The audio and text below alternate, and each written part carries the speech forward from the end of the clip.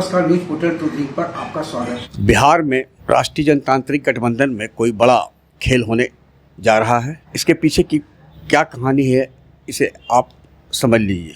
24 घंटे के अंदर बिहार की राजनीति में एक भूचाल आया है।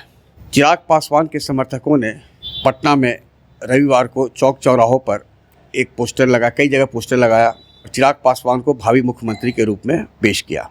और फिर अगले दिन यानी सोमवार को चिराग पासवान और जमुई के सांसद अरुण भारती और राष्ट्रीय प्रवक्ता धीरेन्द्र कुमार सिन्हा उर्फ मुन्ना एक कन्याकुमारी पहुंचते हैं। करीब 45 मिनट तक बंद कमरे में 1 to 1 चिराग पासवान और नीतीश के बीच बात होती है।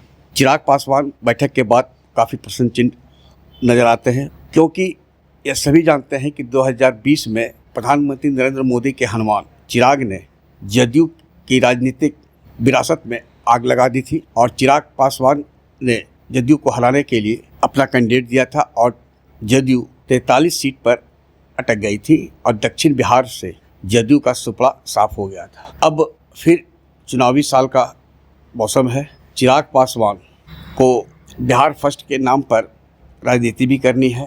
प्रधानमंत्री नरेंद्र मोदी ने वक्फ संशोधन अधिनियम लाकर अपने घटक दल में शामिल, एनडीए में शामिल, चाहे वो जदयू हो, लोजपा रामविलास हो, हम पार्टी हो या उपेंद्र कुशवाहा की पार्टी, सभी को एक सीमित वोट बैंक में समेट कर रख दिया है, यानी माइनस अल्पसंख्यक यानी माइनस मुस्लिम।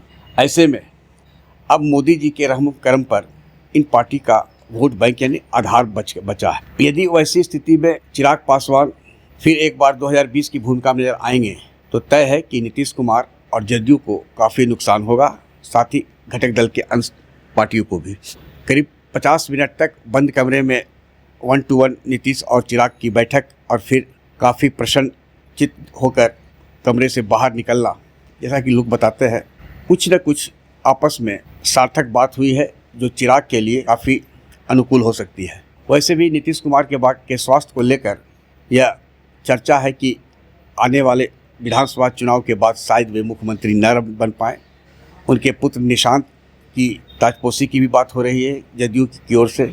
यदि नीतीश वैसे भी कई बार किसी को अपना उत्तराधिकारी घोषित कर देते हैं, पहले तेजस्वी को भी उन्होंने अपना पुत्र बताते हुए उत्तराधिकारी घोषित कर दिया है।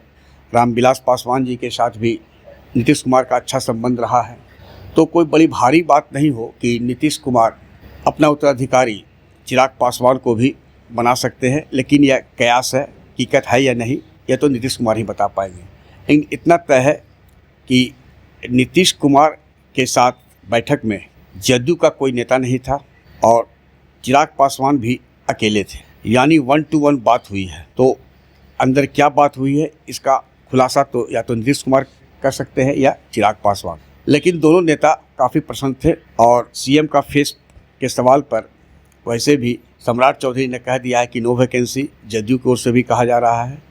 इसके बाद नीतीश के बुलावे पर चिराग पासवान गए हैं या चिराग पासवान स्वयं गए हैं, यह भी स्पष्ट नहीं है। लेकिन दोनों के बीच यानी टॉप लेवल पर, क्योंकि अपने अपने पार्टी के दोनों सर्वोच्च नेता हैं, मुलाकात वो भी करीब 50 मिनट तक होना बंद कमरे में, कोई राजनीतिक गुल तो अवश्य खिलाएगी, यह भी तय है। और यदि दोनों के बीच समझौता होता है तो भाजपा के लिए भी यह काफ़ी आसान होगा सीट शेयरिंग को लेकर, क्योंकि भाजपा कोटे से ही पिछली बार चिराग पासवान को सीट देने की बात कही गई थी, जिसके विरोध में चिराग पासवान ने अपना कैंडिडेट दिया था। अब आगे देखिए होता क्या है, लेकिन कुछ न कुछ रणनीति दोनों के बीच बनी है जो एनडीए के लिए शुभ ही होगा, यह भी तय माना जा रहा है। आग्रह है कि इस वीडियो के लिंक को लाइक, शेयर, सब्सक्राइब अवश्य करें। धन्यवाद, नमस्कार।